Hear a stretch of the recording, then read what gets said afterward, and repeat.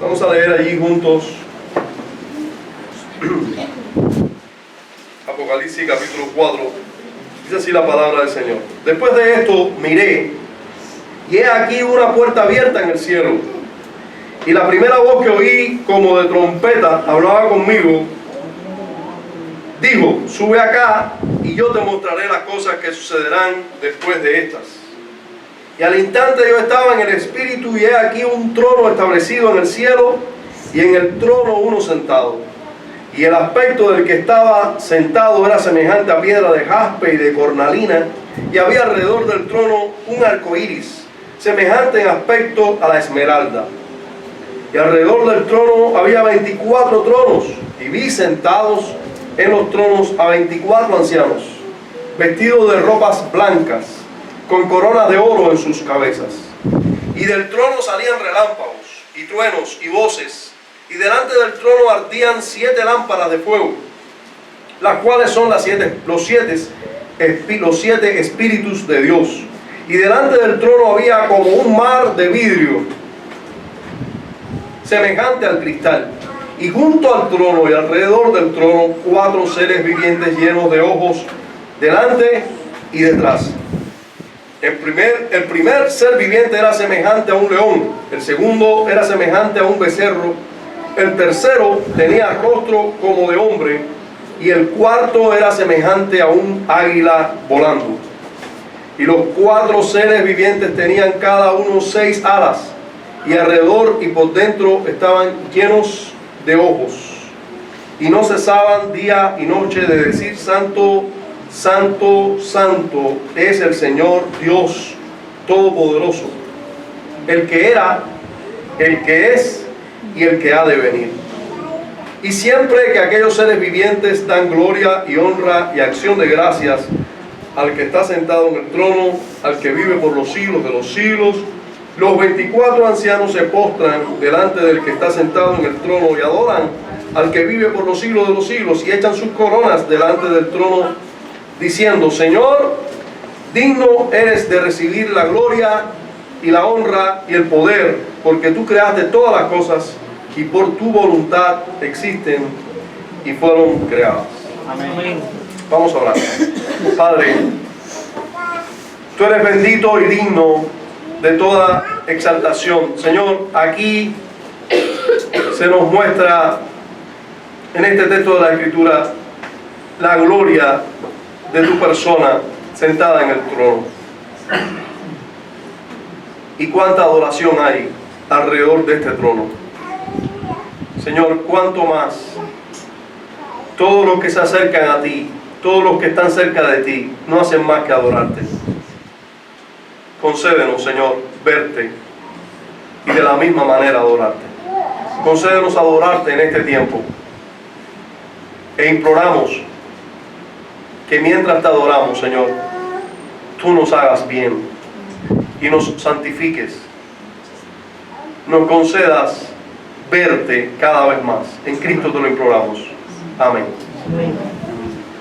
Si hiciéramos una encuesta mundial en todos los países cristianizados, al menos, o sea, no me refiero a aquellos países, no sé, musulmanes, pero al menos los países donde se ha predicado medianamente el Evangelio. Si hiciéramos una encuesta con todas las personas que creen en esos países que hay un Dios, y que ese Dios es el Dios de las Escrituras, fíjense, estamos delante de personas que dicen: hay un Dios, y ese Dios es el Dios de la Escritura, y vamos a tomar a todas esas personas de todo el mundo, y vamos a hacer una encuesta con todas estas personas. Si le preguntáramos en esa encuesta, en este mundo lleno de egoísmo, lleno de lujuria, de ambición, homosexualidad, injusticias, donde los más ricos son los más perversos, dedicándose muchos de ellos al comercio de niños para practicar la pedofilia, y donde la iglesia está en una condición de pecado y falsas doctrinas indecibles, pero por encima de eso, la iglesia es odiada, es perseguida. O sea, en un mundo de tanta maldad y pecado, ¿quién reina? ¿Dios o el diablo? Si hiciéramos esa encuesta, creo que la inmensa mayoría diría que es el diablo el que reina. Estoy casi seguro que la mayoría de las personas entrevistadas, incluso creyentes evangélicos, practicantes, van a decir que el diablo es el que reina. En el tiempo en el que Juan, el apóstol, recibe la visión que hoy vamos a estudiar y que dimos ya lectura a ella, la situación en el mundo no era muy diferente a la del día de hoy. Los gobernantes de las naciones eran perversos y enemigos de la iglesia. El mundo vivía sumido en el pecado y la iglesia estaba contaminada. Nosotros sabemos de eso porque estudiamos recientemente cómo estaban, en qué condiciones estaban aquellas 7 iglesias de Asia Menor. Muchas de ellas estaban frías y con falsas doctrinas. Si se miraba al panorama mundial y a la iglesia en el mundo, se podría llegar a la conclusión que el diablo estaba teniendo el control casi absoluto del mundo. Se podía llegar a esa conclusión. Juan mismo era objeto de castigos horribles por lo que él creía, por ser un testigo fiel del Señor Jesucristo. Estaba condenado a trabajos forzosos en una isla donde solo los criminales horribles, los peores criminales eran enviados. Allí fue enviado Juan a hacer trabajos forzosos a la isla de Patmos.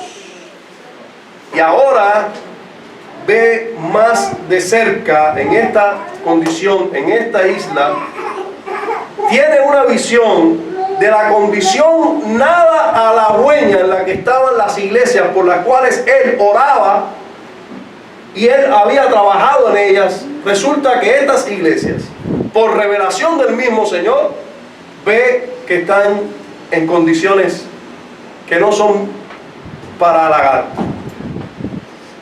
De hecho, la última visión que tiene de una de estas iglesias era horrible, la de la Odisea, donde no hubo ni un elogio del Señor para ella. Hasta el mismo Juan pudo pensar: ¿qué habrá pasado? ¿Qué estará pasando en el reino de los cielos? Porque la situación es horrible. ¿Acaso Dios ha abandonado al mundo en los brazos de Satanás? ¿Puede Dios estar al control en un mundo con tanta maldad y donde hasta sus iglesias están tan contaminadas? Se pudiera entender que Cristo está en medio de sus iglesias aún, pero ¿acaso reina en todo el mundo o ha dejado el dominio a Satanás? En este contexto, y probablemente con estas interrogantes en mente, Juan recibe otra visión. El apóstol Juan recibe una visión probablemente con estas interrogantes, pero ahora es una visión que comparte con nosotros y es una visión del trono de Dios. Vamos a exponernos a la predicación de este pasaje bajo ese título: el trono de Dios. La palabra el trono en estos 2 capítulos, déjenme decirles que lo que vamos a comenzar a ver hoy es una visión que tiene Juan y que se narra en el capítulo 4, 5, 6 y 7. O sea, nosotros vamos a ver solo el capítulo 4, esa división que se hizo por capítulos en este libro, pero la visión comienza aquí en el 4.1 y termina en el 8.1. O sea, estamos hablando de una misma visión en todos estos capítulos. Ahora, vamos a llamarle a esta porción la visión del trono, pero si nosotros comparáramos, si nosotros viéramos los capítulos 4 y 5, en esos 2 capítulos nada más se menciona la palabra trono 17 veces. Eso es muy fuera de lo normal. Pero si una cosa tenía en mente y estaba viendo Juan, era un trono en el cielo, que era el centro del cielo y era el centro de todo el universo. Vamos allá. Vamos a ver primero las condiciones en que es revelado ese trono. Luego vamos a ver el trono propiamente. Después vamos a ver lo que había delante del trono. Y por último vamos a ver lo que hay alrededor del trono, terminando con la adoración en el trono. Entonces, diciéndolo más ordenadamente para aquellos que están copiando, las condiciones en que es revelado el trono. Después vamos a ver el trono propiamente. Acto seguido vamos a ver lo que hay alrededor del trono. Y por último vamos a ver la adoración en el trono. Bien, ¿en qué condiciones fue dada esta visión o esta revelación del trono? Bueno, primero, en las condiciones en que ya vimos que Juan estaba. Ya Juan había tenido la revelación de la iglesia, Cristo en medio de su iglesia, pero su iglesia en condiciones un poco serias. Una iglesia que eran candelabros, todavía alumbraban, pero estaban a punto de dejar de alumbrar. La primera iglesia, quizás la más importante, y donde Juan había estado por mucho tiempo, se le dice que había perdido su primer amor y que si no se volvía de ese pecado se le iba a quitar el candelero de su lugar. Pero las últimas de estas iglesias, ni un elogio para ella, y se les dice que no veía, no oía, era pobre, desventurada, debía volverse de sus pecados. Entonces, en esa condición, Juan recibe otra visión. Juan recibe otra visión. Dice el verso 1 de nuestro pasaje: después de esto miré, y he aquí una puerta abierta en el cielo. Y es bueno que nosotros aprendamos ya de Juan. Aprendamos de Juan lo siguiente. Disculpe. Aprendamos de Juan lo siguiente. Aprendamos de Juan que cuando nosotros somos fieles a las visiones de Dios, somos obedientes a las visiones de Dios y obedecemos las visiones de Dios, Dios nos va a dar más visiones. Me admira realmente que en este tiempo hay creyentes que se asombran mucho cuando viene un pentecostal diciéndole: Dios me dijo esto y Dios me dijo aquello. Yo, por supuesto que no dejo de asombrarme, igual que a muchos de ustedes, en el sentido de que él dice con seguridad: Dios me dijo. Pero hermanos, tenemos que tener mucho cuidado, porque Dios dice. Realmente Dios dice. Y realmente nosotros tenemos una guianza en toda nuestra vida, y esa guianza es el Espíritu de Dios. Y realmente el Espíritu de Dios sigue hablando en nuestras vidas, y debe ser quien nos guía a toda la verdad. Y si Él es quien nos guía a toda la verdad, realmente Dios debe estar hablándonos constantemente y nosotros escuchando constantemente. Y déjenme decirle en ese sentido que todo lo que Dios nos dice, por supuesto que tiene que ser conforme a su palabra. Y no estamos hablando de nuevas revelaciones, no estamos hablando de Dios me dijo que mañana va a ser el rapto, ni nada por el estilo, ni ellos se aventuran a decir tal cosa. No, algunos sí, pero la mayoría de estos que estoy pensando ahora mismo no. Pero nosotros tenemos que saber que Dios nos habla y Dios nos guía, y Dios sigue haciendo eso con todos sus hijos, y en la medida en que nosotros seamos obedientes a su voz, pues Dios nos va a hablar más o menos. Sí, ¿a qué me refiero? El apóstol Juan ahora recibe una visión y él es fiel a la visión.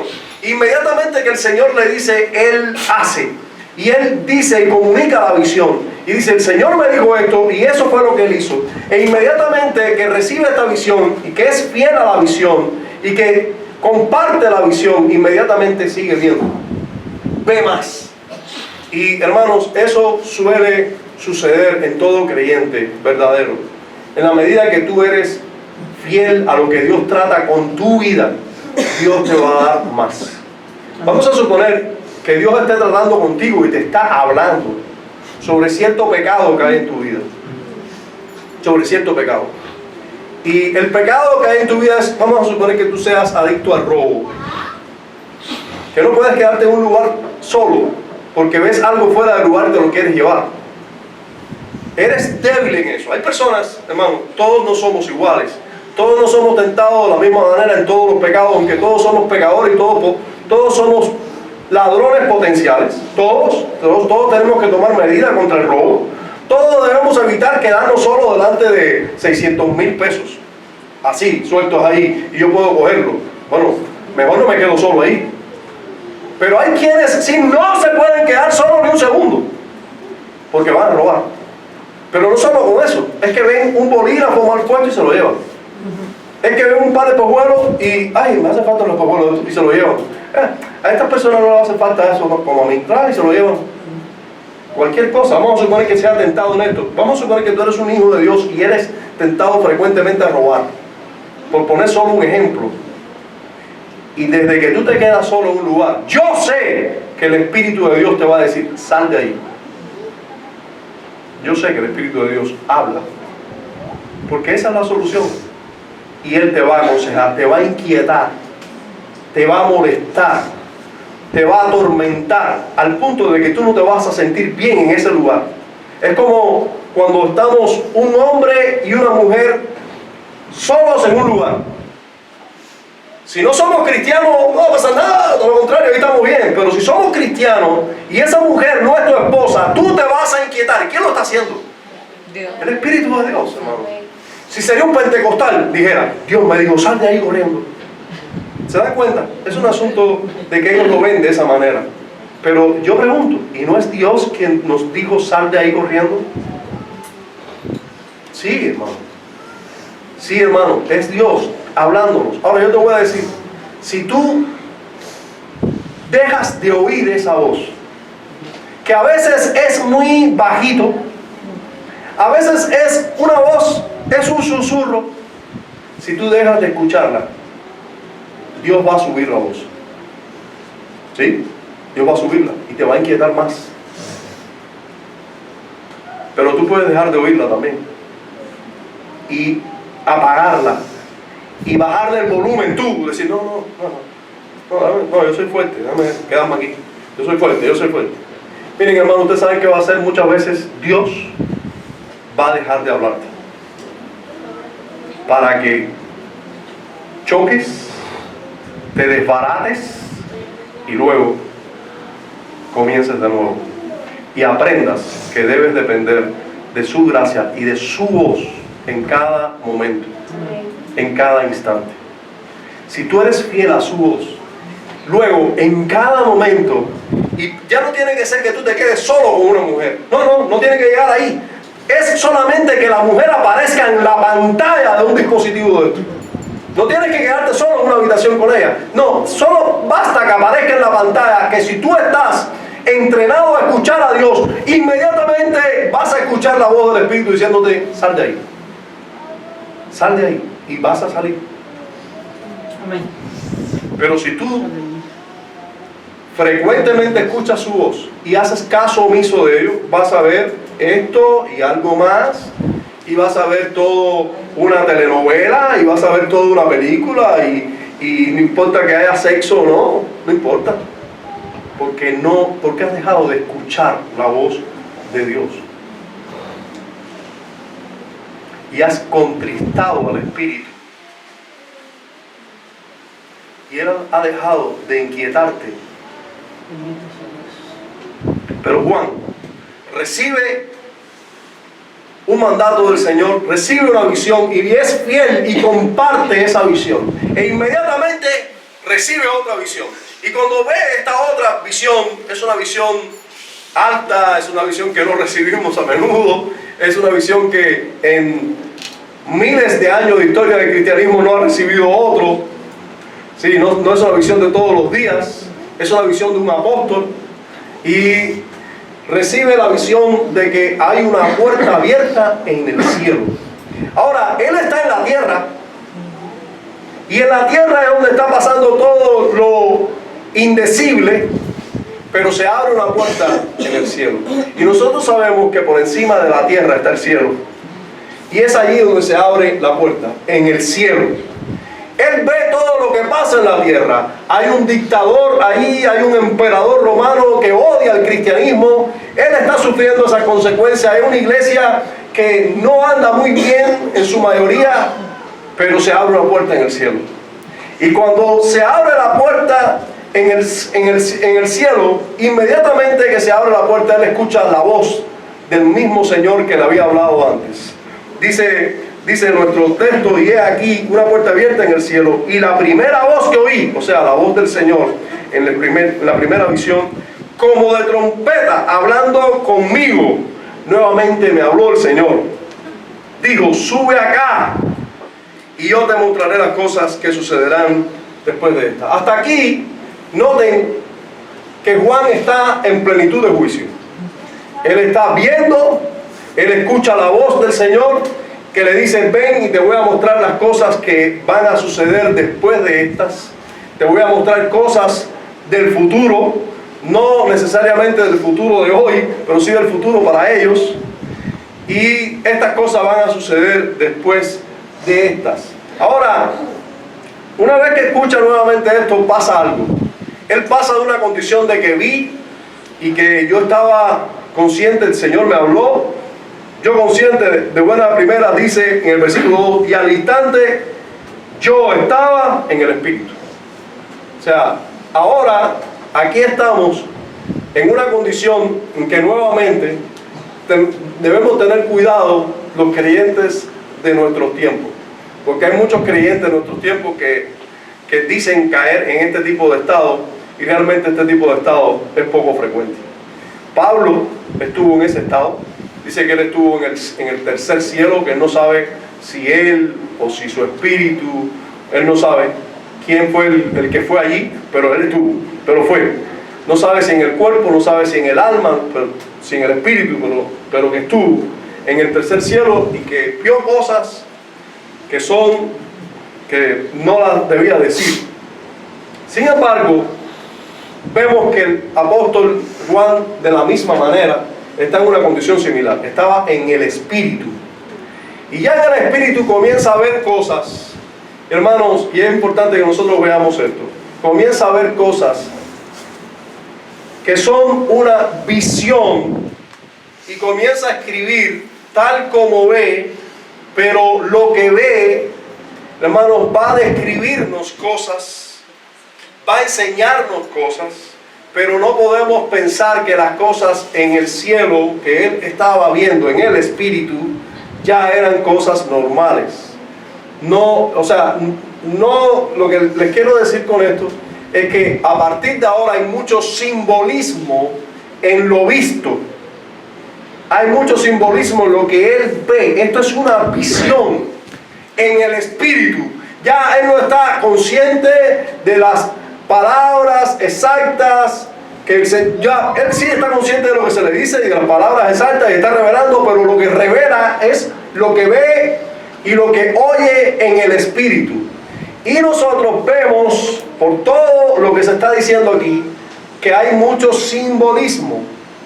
O sea, nosotros no debemos ver cada una de las cosas, imaginarnos ahora que los 4 seres vivientes son querubines, que son exactamente, o sea, que cuando nosotros miremos a los querubines, si es que los querubines se ven, si son visibles, si ellos son visibles, no vamos a ver a los querubines que son exactamente así como son descritos ahí, porque nosotros sabemos que Cristo no es un cordero con 7 cuernos, que se nos va a presentar así en el capítulo 5, un cordero con 7 cuernos, y bueno, él no es así, él es un hombre. Ahora, sin embargo, es descrito por Juan como un cordero con 7 cuernos. Entonces, por fin, nosotros tenemos que saber que aquí hay mucho simbolismo en esta visión en el Espíritu.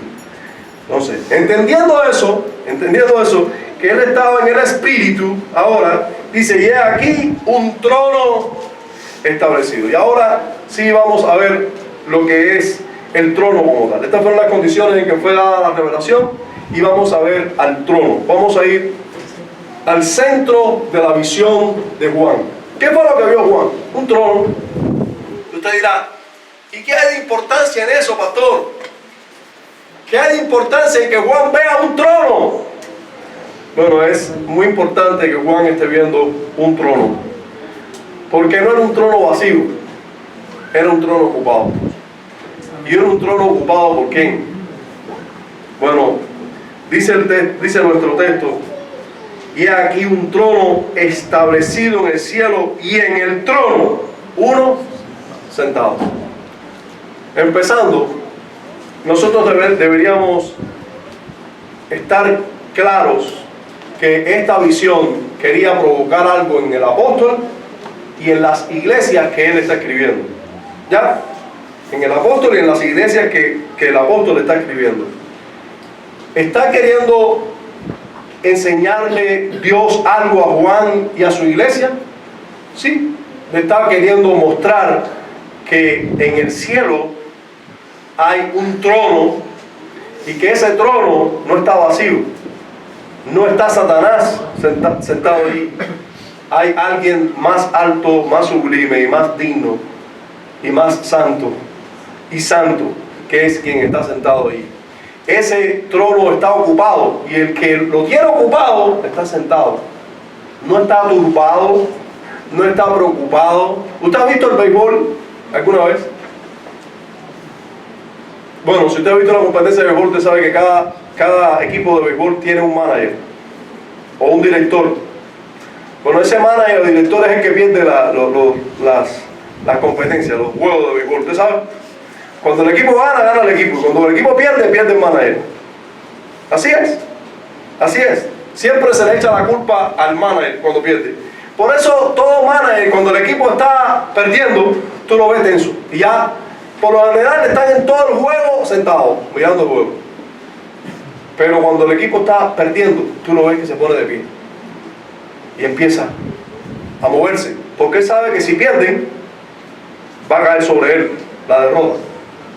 Es difícil ver un manager en una jugada tensa sentado. ¿Por qué? Porque no está tranquilo, porque no está con paz, porque no sabe lo que va a suceder y piensa que tiene que estar activo para hacer algo, para que ocurra algo que escapa de su voluntad o de su poder. Pero nuestro Dios, el que está ocupando el trono, está sentado. Amén. Hermano, está tranquilo. El trono está ocupado y el que está en el trono está sentado. ¿Usted sabe qué quiere decir que esté sentado también? Que ha completado su obra, que tiene todo bajo control y que se puede sentar. Amén. Él está sentado en el trono. Así lo ve, se le muestra al apóstol Juan. Estaba sentado y nosotros debemos saber que esta visión de Juan, él sabe que es una visión de Dios porque él tenía su mente llena del Antiguo Testamento. O sea, su mente llena de las Escrituras. Y él sabía en Primero de Reyes, capítulo 22, verso 19, a Micaías, ¿ustedes recuerdan ese profeta? Profetizando. Entonces él dijo, hablando de Micaías: oye pues palabra de Jehová, yo vi a Jehová sentado en su trono y todo el ejército de los cielos estaban junto a él, a su derecha y a su izquierda. ¿Era nueva esta revelación para Juan? No. Juan pudo saber que este trono que se le estaba mostrando era el trono de Dios del que hablaba Micaías, pero además el mismo que habló Isaías. En el año en que murió el rey Usías, vi yo al Señor sentado sobre un trono alto y sublime, y sus faldas llenaban el templo. Por cierto, en un tiempo de malas noticias, en el tiempo en que murió el rey Usías, si usted conoce la historia de Israel, se va a dar cuenta que el rey Usías era un hombre piadoso, era un rey piadoso, era un rey que la nación de Israel se benefició mucho de su reinado. Pero al morir ese rey justo, las esperanzas, sobre todo los piadosos, por tierra se fue. Pero en el año en que muere ese rey piadoso y que los creyentes pudieran decir, se acabó toda nuestra esperanza, en ese mismo año Isaías ve sentado en el trono a alguien mayor que Usías. Dios está sentado en su trono y está reinando plenamente sobre toda su creación, porque como bien dice, y sus faldas llenaban el templo, tenía total control de todo. Entonces tenemos aquí una visión de un templo y un templo ocupado. Ahora, ¿cuál era el aspecto de ese trono? ¿Cuál era el aspecto de ese trono? Bueno, miren conmigo al texto, dice el versículo 3, y el aspecto del que estaba sentado era semejante a piedra de jaspe y de cornalina, así, vamos a dejarlo ahí, piedra de jaspe y cornalina, como nos dijo, ¿eh? Si hubiera alguien aquí experto en este asunto de las piedras preciosas y demás, de todas maneras se quedara sin mucha información, porque ¿quién dice que el jaspe y la cornalina de ahora es el mismo jaspe y cornalina de antes? ¿Quién puede asegurar eso? Bueno, nadie. Bueno, por lo menos hay muchos que dicen que no se debe asegurar, que el jaspe y la cornalina de antes era la misma jaspe y cornalina que hoy se sabe que existe. Bueno, de todas maneras, la mayoría cree que tanto el jaspe como la cornalina con toda seguridad mantiene su nombre a través de la historia. Y es una piedra roja, parece color carne, color sangre, pero es como cuando uno tiene un pedazo de carne, no sé cuándo fue la última vez que picaste un pedazo de carne de res, pero es ese color, pero estas piedras son semitransparentes, no es que se puedan ver a través de ellas, no se puede ver a través de ellas, pero son media transparentes, color carne. Yo fui tentado a traerle una imagen aquí de la cornalina, pero así es la cornalina. Y el jaspe, casi todos coinciden que el jaspe también es rojo. Así que si fuera así, porque hay traducciones de la escritura que traducen que esta apariencia era como de diamantes, simplemente era reluciente, y se van solo por el hecho de que estas piedras eran piedras preciosas y que eran piedras relucientes. Bueno, sí, indudablemente el aspecto del trono, del que estaba sentado en el trono, era un aspecto, pero fíjense, no dice que este era el aspecto del trono, sino el aspecto del que estaba sentado en el trono. Nosotros todos esperábamos seguro que nos dijera, bueno, es alto, fuerte, no, ni alto ni fuerte, no, el aspecto era de ciertas piedras. Indudablemente estamos delante de una visión y de mucho simbolismo. Y lo que nos quiere resaltar el autor es que la apariencia era gloriosa, era una apariencia de brillo y de pulido y de una piedra terminada en, vamos a decir, en perfección. Indudablemente se está hablando de la majestuosidad y de la grandeza del que estaba sentado en ese trono. Pero además de esto, de esa apariencia del trono, se nos dice que del trono salía algo. En el verso 5, ya no por orden aquí en los mismos versículos, pero en el verso 5, si usted da un brinquito al verso 5, se nos sigue hablando del trono. Ahí se hace un paréntesis hablando de algunas cosas que están alrededor del trono. Y en el verso 5 se nos dice, y del trono salían relámpagos, ¿sí? Y truenos y voces, y delante del trono ardían 7 lámparas de fuego, las cuales son los 7 espíritus de Dios. Entonces tenemos dos cosas más que salen de este trono. Uno era relámpagos y truenos y voces. Indudablemente Juan está oyendo esto, porque no podemos decir que Juan se lo inventó. No, Juan está oyendo que hay relámpagos y truenos y hay voces o hay ciertos sonidos. Y eso él lo puede decir con toda seguridad, porque lo mismo sucedió cuando Dios se acercó a la tierra a darle los 10 mandamientos a Moisés. ¿Te recuerdas? Bueno, en Éxodo capítulo 19, verso 16, disculpen, dice: aconteció que al tercer día, cuando vino la mañana, vinieron truenos y relámpagos y espesa nube sobre el monte y sonido de bocinas muy fuertes. Y se estremeció todo el pueblo que estaba en el campamento. Indudablemente, estos truenos, relámpagos y voces fuertes hablan del juicio divino, así como el aspecto rojizo de las piedras preciosas, tanto los truenos como los relámpagos, como esas voces fuertes que hacen estremecer a cualquier ser humano, implican que el que está sentado en el trono tiene autoridad y está en cierta manera dispuesto a juzgar con su juicio. O sea, aunque no es de todos ese temor, hay personas que le temen, y yo digo con mucho argumento, a los truenos. ¿Sabes eso? Hay personas que le tienen un terror a los truenos, y yo les digo, yo me digo para mis adentros, qué bueno que tienen ese temor, porque realmente puede matar a cualquiera. Un trueno puede matar a cualquiera, ya lo ha hecho, o sea, lo sigue haciendo, y constantemente está ocurriendo en el mundo, personas que mueren por truenos, por relámpagos. Los truenos a lo mejor no dejan a nadie sordo, pero los relámpagos, con ellos los truenos, matan a muchos. Pero eso se vio, esa multitud de truenos y relámpagos y sonidos de trompeta se oyeron antes de manifestar la ley. Y cuando Dios manifiesta su ley, manifiesta cuán airado está contra el pecador, el transgresor de esa ley.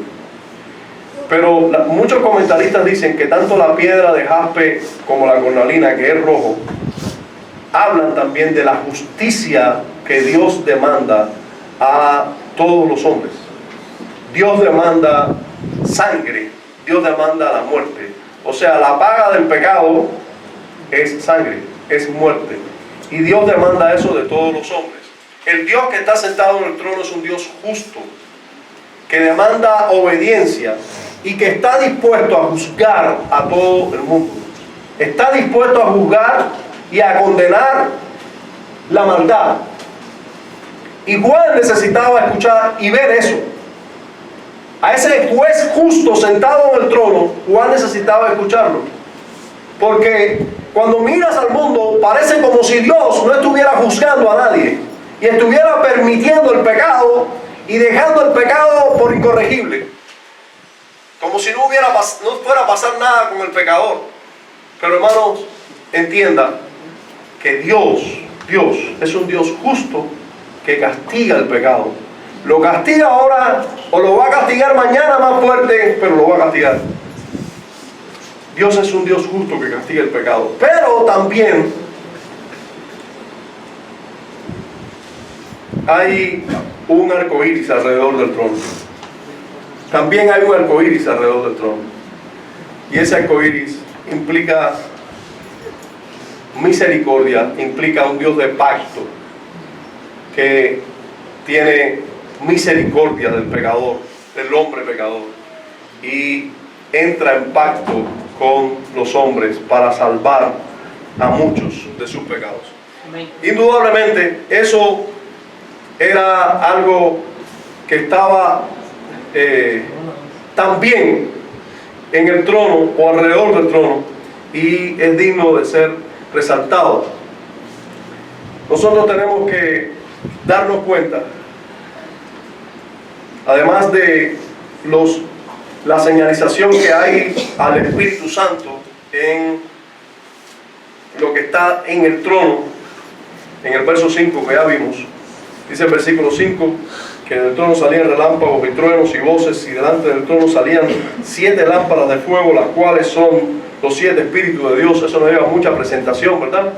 Está hablando de toda la diversidad que hay en el Espíritu de Dios. En el trono indudablemente estaba sentado Dios, bueno, el Padre, pero también el Espíritu estaba ahí, y vamos a ver que luego nos van a presentar el Cordero que sale del trono también. Pero por el momento, saber que el Espíritu Santo está siempre activo de manera superlativamente sabio. Son 7 espíritus de fuego que todo lo ve y que está lleno de fuego para ambas cosas, tanto para castigar la maldad como para santificar al hombre o a su pueblo, a los piadosos. El Espíritu Santo siempre está dispuesto ahí. Pero qué glorioso ver que en medio de esa justicia divina y de esa ira divina por el pecado, hay un arco iris que se ve alrededor del trono. Ahora, un arco iris con semejanza a esmeralda. Y bueno, ahí sí todos estamos de acuerdo que la esmeralda es verde, ¿no? Y bueno, algunos dicen con semejanza a esmeralda porque podemos tener todavía esperanza en el trono. Pero de todas maneras, concéntrense, no se pierdan en los detalles y concéntrense que siempre el arco iris es un tipo del pacto de Dios con su pueblo. Amén. Ahora, Gloria a Dios. es bueno que nosotros notemos que este trono tenía varias cosas alrededor. Un trono, y ahora vamos a ver cosas alrededor. Y es bueno que nosotros veamos esto. Yo les decía, bueno, me quitaron la pizarra. No importa. Yo quería dibujarles un poco lo que yo veo que ve Juan. Pero yo creo que es importante, al menos lo voy a tratar de ilustrar aquí, que Juan está viendo un trono y alrededor del trono siempre va a haber otras cosas. Pero este trono que está en el cielo, vamos a ver que Juan lo ve como el centro de todo el cielo y de todo el universo. Porque Juan en este trono comienza a ver las cosas que están más cerca del trono, pero termina viendo toda la creación alrededor del trono. Y allá vamos a llegar, solo que no es en este capítulo. Pero aquí vamos a comenzar a ver las cosas que están más cerca del trono.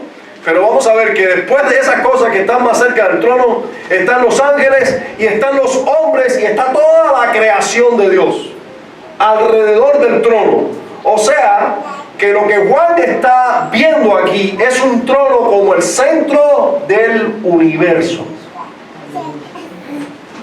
Nosotros con estos ojos vemos un mundo que aparentemente está a la desbandada y no hay un Dios justo juzgando nada. Y sin embargo, cuando Juan comienza a ver en el Espíritu, comienza a ver un trono que es el centro de todo el universo. Un trono que es el centro del universo. Ahora, después de ver alrededor, además de ver alrededor del trono un arco iris, vemos también 24 tronos. ¿Está conmigo? Vaya conmigo nuevamente al versículo 4. Echamos para atrás otra vez. Verso 4. Y alrededor del trono había 24 tronos. ¿24 tronos vacíos? No, también estos estaban ocupados. Y vi sentados en los tronos a 24 ancianos, vestidos de robas blancas, con coronas de oro en sus cabezas. Entonces, aquí tenemos a otros 24 tronos ocupados, no tronos vacíos. Y estos tronos ocupados por 24 ancianos. Estos ancianos tenían vestiduras blancas y estos también tenían coronas de oro en sus cabezas. Bueno, indudablemente, aquí se nos está hablando de algo que tiene que ver con seres humanos, ¿sí o no? Primero, porque el número 24 es 12 más 12. Y en el mismo libro de Apocalipsis se nos mencionan con frecuencia los 12 apóstoles y las 12 tribus de Israel. Pero lo que sucede es que Dios siempre ha tenido una iglesia. Una iglesia que en el Antiguo Testamento estaba, la mayoría de sus elegidos en la iglesia eran del pueblo de Israel y eran de las 12 tribus de Israel, y en el Nuevo Testamento es, bueno, pues todo el mundo, la iglesia gentil, todo el mundo, y donde los apóstoles, que eran judíos, tuvieron que predicarle a todo el mundo. Entonces, tenemos una iglesia representada en el Antiguo Testamento por los 12 apóstoles y la iglesia o el pueblo de Dios representado por los 12 apóstoles en el Nuevo Testamento. Ahora, ¿y eso de dónde lo saqué? Bueno, te pido que vaya conmigo a Apocalipsis 21, versículos 12 al 14. Hablando de la ciudad, de la Nueva Jerusalén. Y nuevamente, la Nueva Jerusalén no es una ciudad. La Nueva Jerusalén no es otra cosa que el pueblo de Dios, que viene con Dios. No es una ciudad que vamos a habitar, sino que es el pueblo. Una vez más, ¿qué somos nosotros? ¿No somos templo de Dios? Bueno, de la misma manera que nosotros somos templo de Dios, nosotros vamos a ser la ciudad de Dios. ¿Ya? La ciudad de Dios. Bueno, esa ciudad, ¿con qué está compuesta esa ciudad? Bueno, vamos a ver nuevamente en el Espíritu. Dice, tenía un muro grande esa ciudad. Apocalipsis 21, 12. Tenía un muro grande y alto, con 12 puertas. Y en las puertas 12 ángeles. Y nombres inscritos, que son los de las 12 tribus de los hijos de Israel. Al oriente 3 puertas, al norte 3 puertas, al sur 3 puertas, al occidente 3 puertas. Y el muro de la ciudad tenía 12 cimientos. Y sobre ellos los 12 nombres de ¿quién? De los 12 apóstoles del Cordero. Entonces esa ciudad está compuesta por tanto descendientes de las tribus de Israel como descendientes de los apóstoles. Entonces esos descendientes, hablando en el mejor sentido de la palabra, o sea, de aquellos que tenían la fe de los apóstoles, de aquellos que tenían la fe de los verdaderos creyentes en Israel. Entonces, estos ocupantes, que eran 24 ancianos vestidos con ropas blancas, indudablemente estamos hablando de personas que sus ropas han sido emblanquecidas por lo único que puede ser emblanquecida la ropa de un ser humano, por la justicia de Cristo, por la justicia del Cordero. Esas ropas emblanquecidas, indudablemente estos ancianos representan a la familia de la fe, la familia de la justificación solo por gracia, por medio de la fe en la obra justa de Cristo. Entonces tenemos aquí a 24 ancianos vestidos con ropas blancas que representan indudablemente a la iglesia de Cristo en el antiguo pacto y en el nuevo pacto. Tenían corona de oro en sus cabezas. Esas coronas de oro, ¿a qué se refiere? Indudablemente a aquellos que vencen, aquellos que llegan a reinar con Cristo, que son los que vencen, los que perseveran y llegan hasta el fin. Sí, los que andan en buenas obras y llegan a reinar junto con Cristo. Así mismo les promete Cristo que iban a reinar junto con Él si vencían. Bueno, estos ya estaban reinando, ellos estaban... Juan mira al cielo, llega al cielo, ve el trono y resulta que ve ya a la iglesia venciendo. Ya estaba representada ahí en los 24 ancianos, estaba bien cerca del trono, estaba alrededor del trono toda la iglesia representada en victoria y con sus coronas de oro ya puestas. Allí ve bien cerca del trono a esos 24 tronos ocupados y, por cierto, también sentados. Ya habían acabado sus obras, ya estaban allí, ya estaban gozando de la presencia de Dios, ya estaban disfrutando de estar cerca del trono. Ahora, él sigue viendo cosas alrededor del trono. Usted puede verlo conmigo, porque son cosas que están alrededor del trono también. Dice el versículo 6.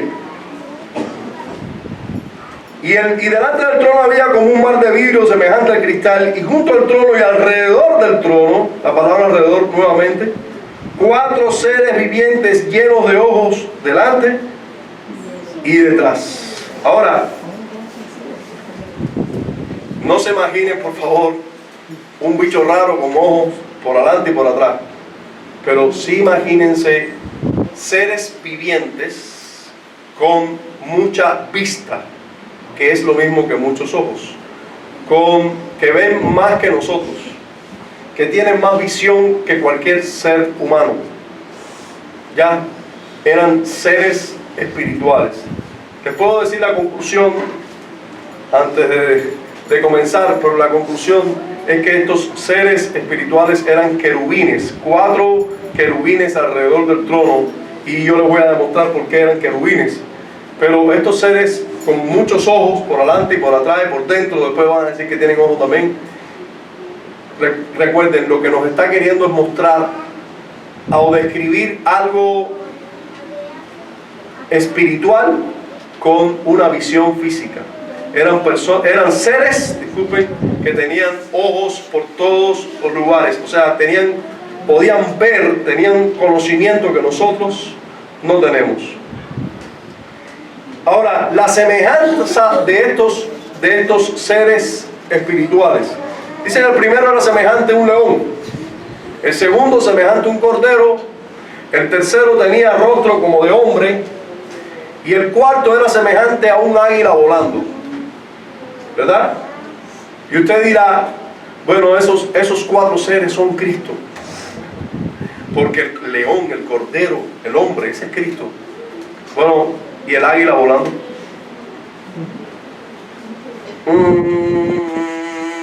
No sé qué hacer con el águila volando.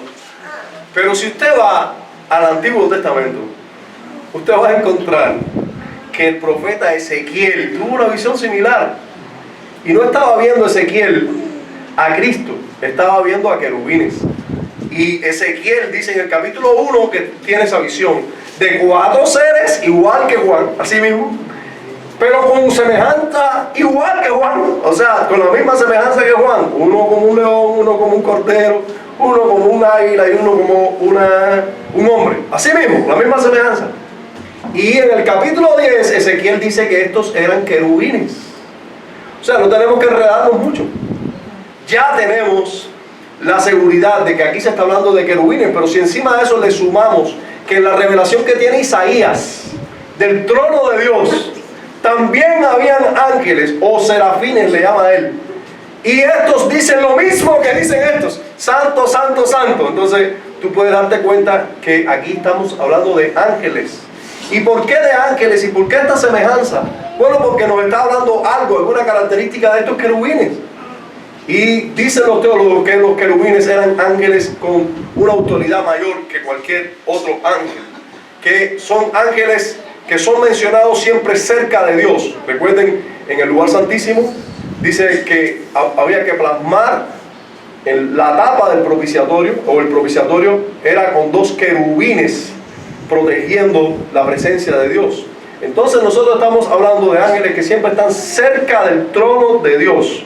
Y estos ángeles cerca del trono de Dios no solo tienen ojos por todos los lugares, sino que son 4 ángeles. ¿Y dónde están? Alrededor del trono de Dios. Y si el trono, vamos a suponer que el trono sea cuadrado y están alrededor del trono, estamos hablando de ángeles que están al servicio de Dios y para toda la tierra. En los 4 ángulos de la tierra, para el norte, para el sur, para el este y para el oeste, hay ángeles al servicio de Dios y en el trono de Dios, sirviendo a Dios en todo sentido. Pero esos ángeles que tienen apariencia de o semejanza a león, semejanza a cordero, semejanza a hombre y semejanza a águila volando, eso nos habla de las características espirituales de estos ángeles, de estos querubines.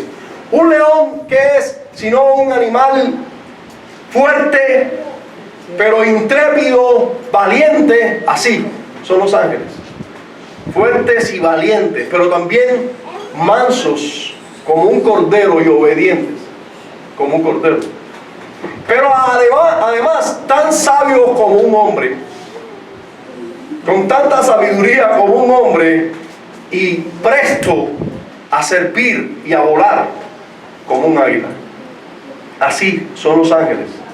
Así se muestran los ángeles en toda la Escritura, como seres ministradores al servicio de Dios, que con prontitud sirven a Dios y para bien incluso de todo su pueblo.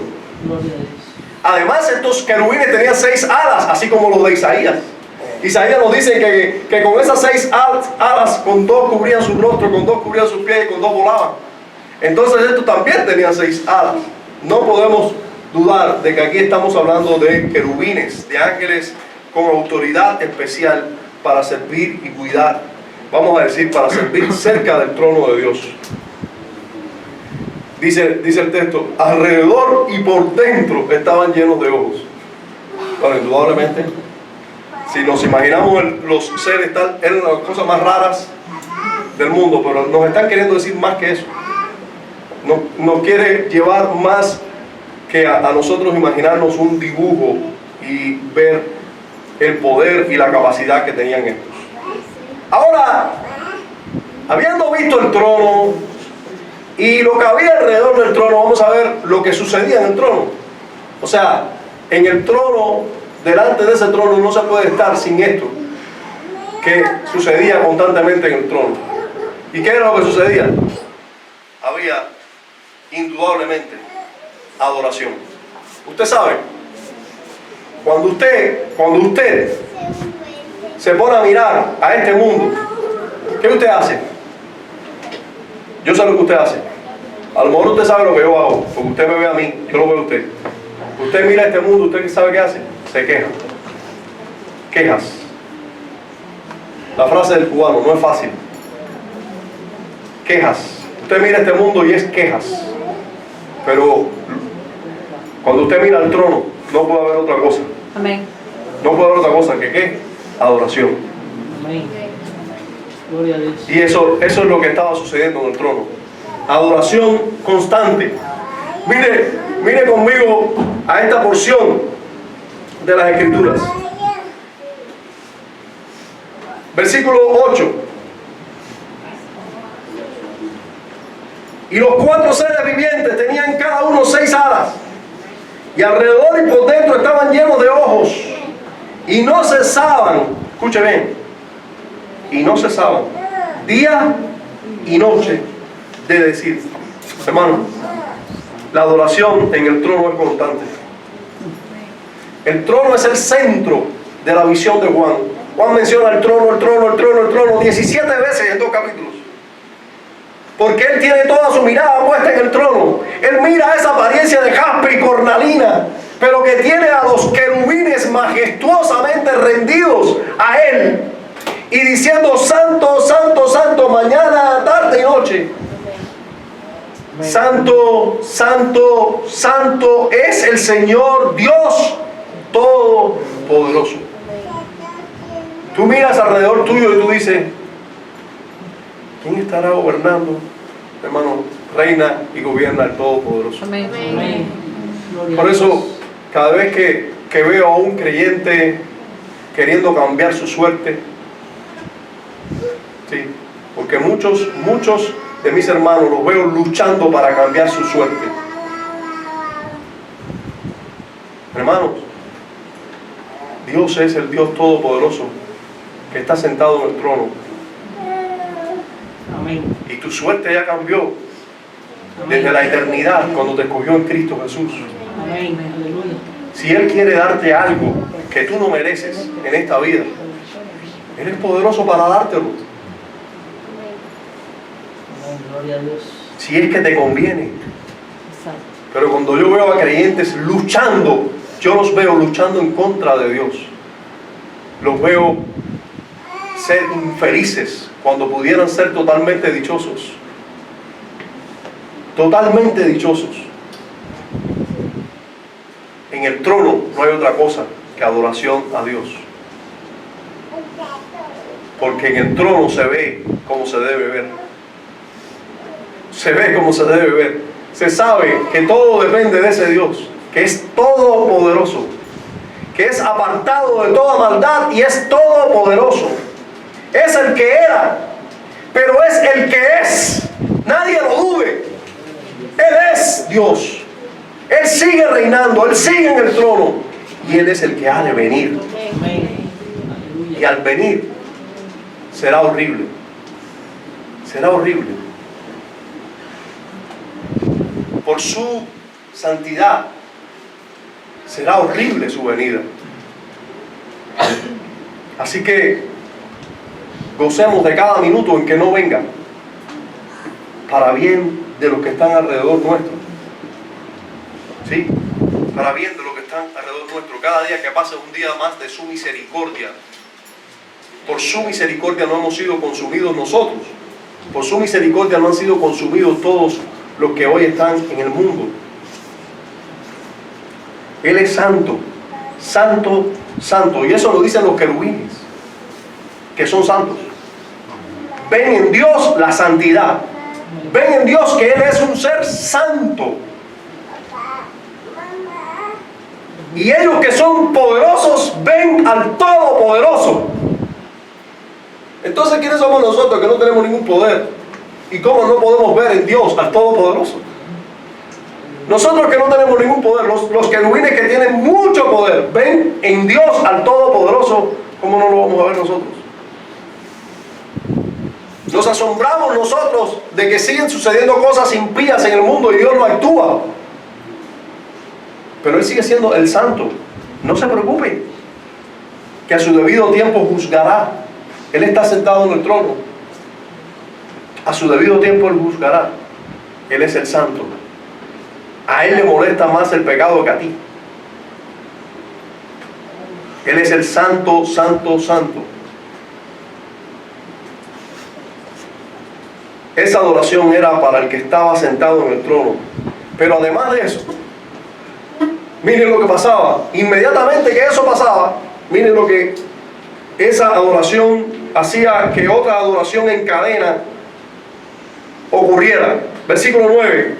Y siempre que aquellos seres vivientes dan gloria y honra y acción de gracias al que está sentado en el trono, al que vive por los siglos de los siglos, los 24 ancianos se postran delante del que está sentado en el trono y adoran al que vive por los siglos de los siglos y echan sus coronas delante del trono diciendo: Señor, digno eres de recibir la gloria y la honra y el poder, porque tú creaste todas las cosas y por tu voluntad existen y fueron creadas. Amén. Hermano, inmediatamente que los ángeles adoran, dice que provoca que los 24 ancianos, o sea, la iglesia redimida, la iglesia en la presencia del Señor, se tira, se postra delante de el que está sentado en el trono y adoran al que vive por los siglos de los siglos. Echan sus coronas delante del trono porque saben que sus coronas les pertenece realmente al que los hizo sentarse allí en esos tronos y reinar junto con Él. Esas coronas ellos saben que no son dignos de llevarlas, sino el que está sentado en el trono. Por eso ellos arrojan sus coronas delante de Él y adoran. Y miren cómo adoran, miren qué dicen, cómo es el cántico: Señor, digno eres de recibir la gloria. Fíjense que ellos no dicen: Señor, nosotros vamos a darte gloria porque eres digno. No, tú eres digno de recibir la gloria. Si no te la damos, es un asunto nuestro. Pero digno eres de recibir la gloria y la honra y el poder. Tú eres quien merece que demos gloria. Tú eres quien merece toda la honra. Y tú eres quien merece que nosotros adjudiquemos el poder para todas las cosas a ti. Tú eres digno de honra, tú eres digno de gloria y poder, porque tú creaste todas las cosas. Hermanos, el creador y sustentador de todo es Dios. Amén. Este mundo existe gracias a Dios. Miren, ni un pecador puede pecar sin Dios. ¿Sí? Nadie puede hacer nada. Este mundo se desmorona sin Dios. Este mundo existe. Este mundo con su maldad, la maldad que es del mundo, nosotros sabemos que Dios no la hace. Pero quien todavía hace que estén vivos los que hacen lo que hacen es Dios. Esos seres libres que han decidido pecar y que están en su maldad, quien los sostiene es Dios. Él es el creador. Él es el sustentador. Tú creaste todas las cosas. cosas, las buenas, las malas, las regulares. Tú creaste todas las cosas. De creación de Dios nosotros podemos decir que todo lo hizo bueno en gran manera. Nosotros sabemos lo que es la creación. Pero esa creación libre decidió pecar. Pero Él creó todas las cosas. Dice, y por tu voluntad existen. Aleluya. Hermano, todo lo que existe, existe por la voluntad de Dios. Aún los malos gobernantes. Aún las tentaciones que nosotros vivimos, aún las escaseces que nosotros vivimos, nosotros, todo lo que vivimos no es una casualidad. El Dios que reina, que creó todas las cosas y todas las cosas que por su voluntad existen y fueron creadas, nosotros tenemos que dar gracias a Dios por todo. Amén. A mí me agobia un virus ahora mismo, pero por su voluntad existe. Y debo agradecer por Él. Él reina. Él es el Señor y digno de recibir toda gloria y honra. Amén. Se acabaron los motivos para que Juan se queje. Jehová reina. Se vistió de magnificencia. Jehová se vistió, se ciñó de poder. Gloria a Dios. Afirmó también el mundo y no se moverá. Firme es su trono desde entonces. Tú eres eternamente. Eso fue lo que vio Juan. Sí, no nos agobiemos mucho en colores de las piedras, en detalles de esta revelación. Juan vio a su Dios reinando con poder sobre todo lo que estaba ocurriendo. Él es el rey. Él está sentado en el trono y Él recibe toda adoración de aquellos que sí saben, que tienen ojos para verlo todo, saben y le dan toda la gloria a Él y dicen que Él es el Todopoderoso y que Él gobierna con todo poder en este mundo. Amén.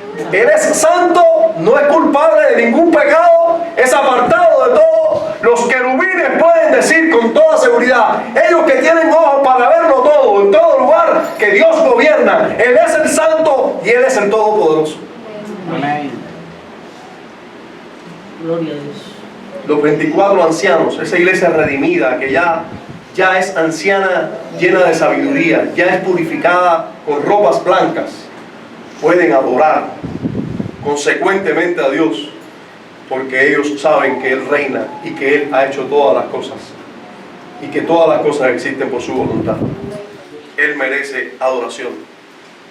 El Salmo 96 con el cual quiero terminar, que leíamos al comienzo, en sus últimos versos dice: decid entre las naciones, no que el diablo reina, Jehová reina. Decid entre las naciones. En otras palabras, gritemos a los cuatro vientos. No que el diablo es el que reina en este mundo. No que el diablo es el que reina porque mira cómo tiene a mi hermano ahí en idolatría y mis hijos no acaban de convertirse. Es que el diablo reina. Decid entre las naciones, Jehová reina. Aún cuando mi hermano está en idolatría, aún cuando mis hijos están en sus pecados, Jehová reina. También afirmó el mundo, no será conmovido, juzgará a los pueblos en su justicia e injusticia. Alégrense los cielos y gócese la tierra. Brame el mar y su plenitud, regocíjese el campo y todo lo que en él está. Hermano, la creación se regocija, espero que usted también. Amén. Aleluya. Si el campo se regocija, que es inanimado, yo espero que los hijos de Dios que sepan, que saben un poco de Dios, también se regocijen. Entonces todos los árboles del bosque rebosarán de contento. Espero que nosotros seamos de esos, aunque sean árboles. Delante de Jehová que vino, porque vino a juzgar la tierra, juzgará al mundo con justicia y a los pueblos con su verdad. Amén. Amén. Gloria a Dios. Aleluya. Jehová reina. No importa lo que tú estés viviendo, cómo ves el mundo a tu alrededor, Jehová reina. Amén. Padre, gracias damos Sí, Señor. en Cristo Jesús. Gracias, Espíritu de Dios. Tú eres, oh Dios, el Rey del cielo y de la tierra. Señor, nuestras vidas no están en un mundo de azar. Sí, Señor. Nuestras vidas están en un mundo que tú gobiernas. Tú eres Dios y estás sentado en el trono. Gracias por mostrarnos esto junto a tu siervo Juan, en Cristo Jesús. Amén.